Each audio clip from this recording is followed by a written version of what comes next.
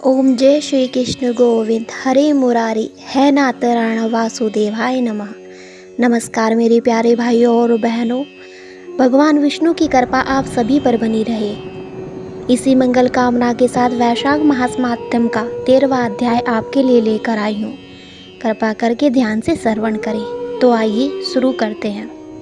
यम की इन बातों को सुनकर भगवान ब्रह्मा जी ने कहा, है यम, तुम इस बात से दुखी क्यों होते हो? जो भी प्राणी सद्गुणों के प्रति ईर्ष्यालु होता है उसको मृत्यु जैसी पीड़ा भोगनी पड़ती है। भगवान श्री हरि के नाम का उच्चारण करने मात्र से ही प्राणी को सद्गति प्राप्त होती है। जिस राजा ने भगवान विष्णु के चरण कमलों का आश्रय लिया है वह वास्तव में प्रशंसा का पात्र है। उसने वास्तव में अपनी प्रजा के हित में श्रेष्ठ कार्य किया है। तब क्यों ना उसकी प्रजा का प्रत्येक जीव भगवान विष्णु के दिव्य लोक को प्राप्त करे। जिनकी जिह्वा के अग्रभाग पर हरि नाम का उच्चारण रहता है, जो मन वचन कर्म से भगवान विष्णु की भक्ति में लीन रहते हैं, जो उनका जप करते हुए उनकी महिमा का बखान करते हैं, वे निश्चय ही समस्त पापों से मुक्त हो जाते हैं। उनको अश्वमेध यज्ञों का पुण्य फल प्राप्त होता है। वे निश्चय ही भगवान को प्रसन्न करके उनका सानिध्य प्राप्त करते हैं। जो यज्ञ करते हैं, जो कुरु अक्षेत्र अथवा सरस्वती जैसे पुण्य अक्षेत्र में स्नान करते हैं, उनको भी कुछ समय बाद पुनः जन्म धारण करना होता है। परंतु जो प्राणी वैशाख मास का विधि पूर्वक सेवन करता है उससे भगवान विष्णु सदैव प्रसन्न रहते हैं और वे उस प्राणी के सदैव सहायता करते हैं। हे धर्मराज, राजा कीर्तिमान का प्रभाव मेरे हाथ में नहीं है, क्योंकि वह भगवान विष्णु का भक्त है और विष्णु भगवान भक्त का अनिष्ट कर सकने की अक्षमता किसी में नहीं है। भगवान उसे अभय करते हैं। जन्म मृत्यु जरा व्याधि और भय से उसे कोई नहीं सता सकता। है यम, जो स्वामी के द्वारा बताए गए नियम पर धैर्य के साथ कार्यरत रहता है उससे कोई अपराध नहीं होता। अब तो इस कार्य में असमर्थ ही है तो तेरा क्या दोष?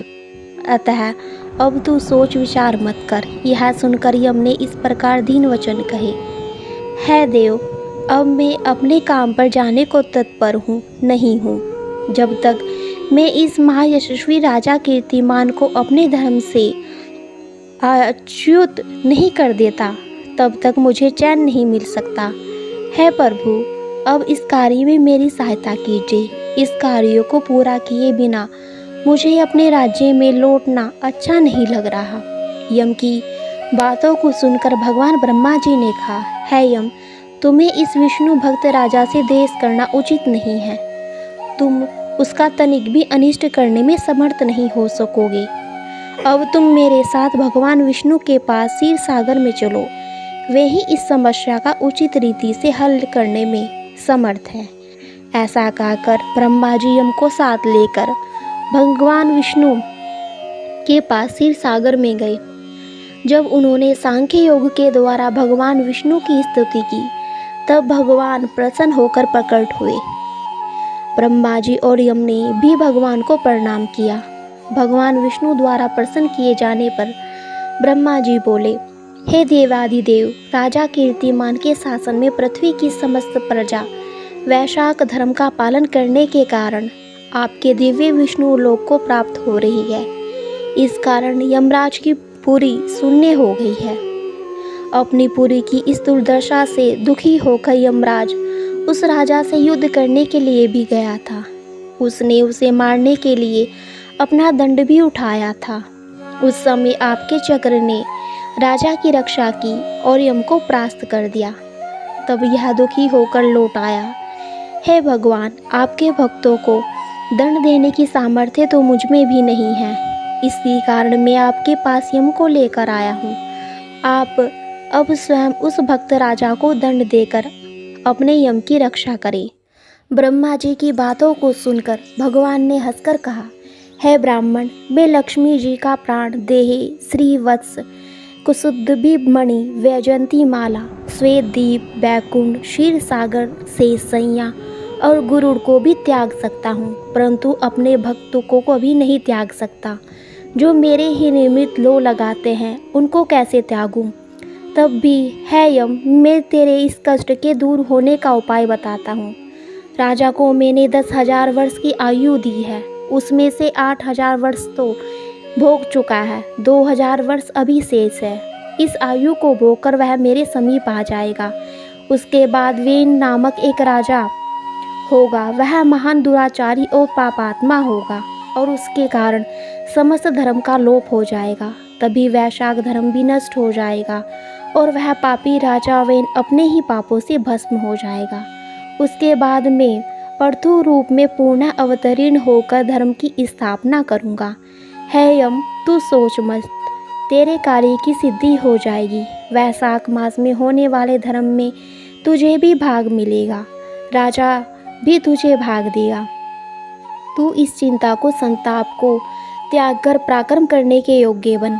पृथ्वी के जो प्राणी तेरे निर्मित स्नान, अघर्य, जल, कुंभ, दही, अन्न आदि को दान नहीं करेंगे, उनके वैशाख मास में किए हुए कर्म निष्फल हो जाएंगे। राजा भी निश्चय हो तुझे तेरा भाग देगा। तू उसके ऊपर क्रोध मत कर। जो प्राणी तेरा भाग देकर वैशाख धर्म का पालन करे, उनके कार्य में तू कोई विघ्न मत डालना, और जो ऐसा ना करे उनको तू निश्चय ही दंड देना। उस राजा से तेरा भाग दिलाने के लिए मैं अभी सुनंद को उसके पास भेजता हूँ। यह कहकर भगवान ने सुनंद को राजा के पास भेज दिया। सुनंद राजा को समझाकर वापस लौट आया तथा यम के सामने ही उसने श्री भगवान को राजा की स्वीकृति भी बता दी। तत्पश्चात भगवान यम को समझाकर अंतर्ध्यान हो गए। ब्रह्मा जी भी यम को समझा बुझाकर अपने लौट आए। यम भी प्रसन्न होकर अपनी पुरी को लौट आया। सुनंद के समझाने पर राजा ने अपने राज्य में यह घोषणा करा दी कि सभी प्राणियों को यम के नियमित स्नान, आघर्य आदि देने के बाद ही वैशाख धर्म का पालन करना चाहिए। यदि कोई ऐसा नहीं करेगा तो स्वयं यमराज उसे दंड देंगे। अस्तु। वैशाख पूर्णिमा को पहले यम के लिए जल का घड़ा, दही, अन्न का दान करना चाहिए। उसके बाद ही पितरों के लिए, फिर गुरु के लिए और अंत में भगवान मधुसूदन के निमित्त उनकी प्रतिमा की पूजा करके किसी भी धर्मपरायण ब्राह्मण को शीतल जल, दही, अन्न, तांबूल, दक्षिणा और फल आदि कांसे के पदार्थ रख समर्पित करने चाहिए। उस राजा ने भी ऐसा ही किया और ऐसा करने का आदेश अपनी प्रजा को भी दे दिया। इस प्रकार वह धर्मात्मा राजा अपनी संपूर्ण आयु पूरी करने के बाद बैकुंठ धाम को प्राप्त हुआ। उसके बाद वैन नामक एक महान नीच राजा हुआ, जिसके पापचार से समस्त वैशाख धर्म का लोप हो गया। तभी से इस वैशाख धर्म के विषय में विरले विष्णु भक्त ही जानते हैं। बोलिए विष्णु भगवान की जय। इस कथा का मैं यहीं पर समापन करती हूँ।